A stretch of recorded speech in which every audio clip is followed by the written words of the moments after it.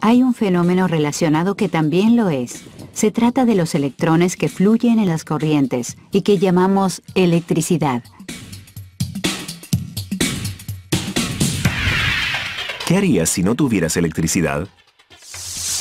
Podría hacer todo lo que hago ahora normalmente, menos usar la computadora. No podría conectarme a internet, ni mirar la televisión, ni hablar por teléfono, Abrir el refrigerador ni usar el microondas. ni enfriar, ni calefaccionar mi casa. Me iría a dormir a las 7. No podría escuchar música ni la radio. No estoy seguro de qué haría para entretenerme. Probablemente pasaría más tiempo afuera. Saldría, me encanta escalar. Tejería porque me gusta tejer y, no lo sé, me sentaría a ver el fuego. Me relajaría. Intentaría llevar una vida más tranquila. E intentaría relacionarme más con todo lo natural.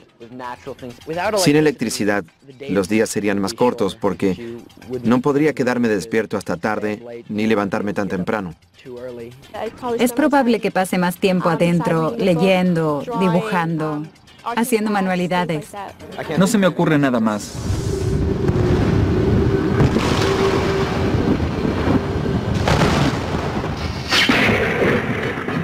En 1752, Benjamin Franklin lanzó un cometa hacia una tormenta y vio salir chispas de la cuerda húmeda hasta la llave que tenía sujeta en la mano.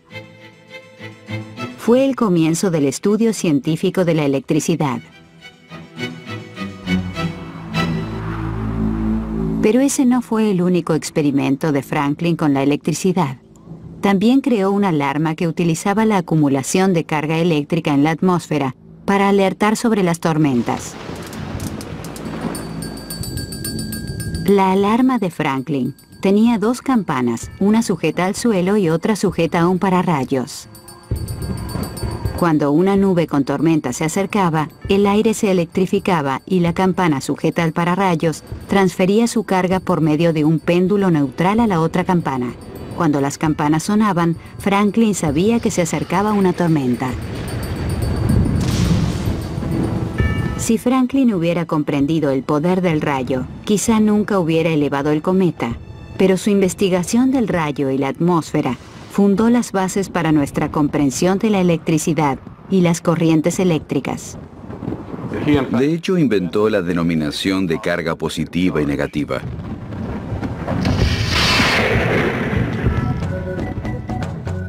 El núcleo del átomo tiene carga positiva. Los electrones que orbitan el núcleo tienen carga negativa. Cuando la corriente eléctrica fluye, los electrones se separan de los átomos y se mueven libremente. La electricidad es el flujo de carga eléctrica y la mayoría de la carga fluye mientras los electrones se mueven. Cada vez que hay una sobrecarga de electrones, el objeto desarrolla una carga negativa total. La naturaleza equilibra las cosas con una carga positiva igual en otro lado. La diferencia potencial entre las áreas de mayor y menor carga se mide en voltios. La corriente eléctrica es el cambio de los electrones de negativos a positivos. El camino que esos electrones en movimiento siguen depende del material por el que fluyen. El cuerpo humano conducirá corriente, pero no mucha. No la misma cantidad que una pieza de cobre. El cobre tiene electrones libres, entonces la electricidad fluye con facilidad. Los metales como el cobre son buenos conductores. Los electrones en la arcilla y el caucho están ceñidos a los átomos como para conducir la electricidad. Esos materiales son buenos aislantes. La manera en la que los electrones se mueven resulta de la interacción entre la electricidad y el magnetismo, la fuerza electromagnética. Toda nuestra civilización tecnológica existe gracias a las cargas en movimiento que pueden producir campos magnéticos, y los campos magnéticos con carga pueden generar corrientes eléctricas. Para ver estas fuerzas en funcionamiento, viajen a los polos y miren el cielo por la noche. La aurora boreal, conocida como las luces del norte, y la aurora austral en el polo sur son el resultado de partículas con una alta carga eléctrica de energía que provienen del Sol y quedan atrapadas en el campo magnético de la Tierra. En los Estados Unidos, el 98% de los hogares y negocios reciben la energía eléctrica de una grilla, un sistema eléctrico enorme que entrelaza una red de líneas de transmisión eléctrica. El voltaje quizás sea una de las primeras cosas que se nos viene a la mente si pensamos en los peligros de la electricidad. Pero no es el voltaje el que daña, sino la corriente que fluye a través de uno la que causa el daño. La corriente se mide en amperios.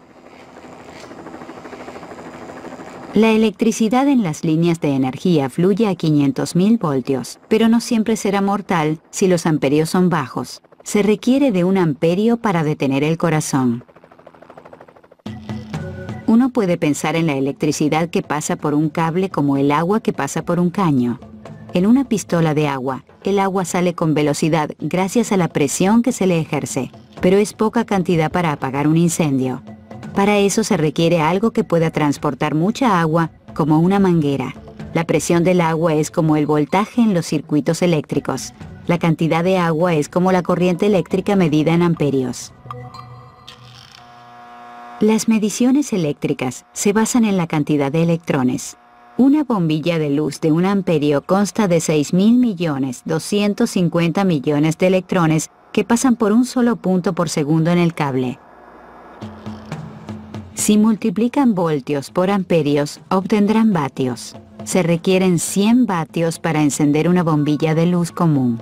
1000 vatios equivalen a 1 kilovatio. Una planta de energía como la represa Hoover produce 4.000 millones de kilovatios por año. La electricidad fluye en innumerables máquinas a nuestro alrededor y también dentro de nosotros. Nuestros cerebros y sistemas nerviosos no funcionarían sin señales eléctricas que fluyen en nosotros. La electricidad puede ser peligrosa, pero también origina vida. Los investigadores escoceses, para clonar a la oveja Dolly, usaron una chispa eléctrica para detonar las células e iniciar el crecimiento del embrión. Todos los usos actuales de la electricidad empezaron en 1752. Ben Franklin usó una llave, un cometa y un rayo para atraer el poder de la electricidad a la Tierra.